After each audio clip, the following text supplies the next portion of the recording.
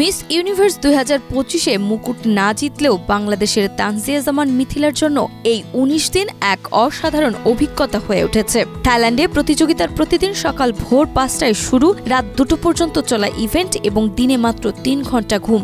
এই কড়াকড়ি শিডিউল মিথিলাকে সময় ব্যবস্থাপনা, শৃঙ্খলা এবং ধৈর্যশীলতার শিক্ষা দিয়েছে।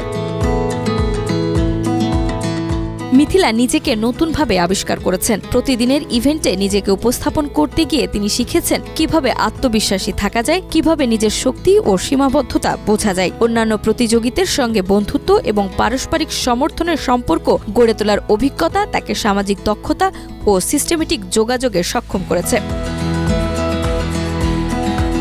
মঞ্চে এবং ইভেন্টের বাইরেও চাপ সামলানো, মিডিয়ার নজর, ভক্তদের প্রত্যাশা সব মিলিয়ে মিথিলার মানসিক শক্তি বেড়েছে। প্রতিযোগিতার চাপ, ভোট এবং সমালোচনা তাকে নিজের অবস্থান ও লক্ষ্য নিয়ে নতুনভাবে সচেতন করেছে। এই অভিজ্ঞতা তাকে শুধু একজন সুন্দরী প্রতিযোগী হিসেবেই নয়, বরং আত্মবিশ্বাসী, সংযমী এবং দায়িত্বশীল মানুষ হিসেবে গড়ে তুলেছে।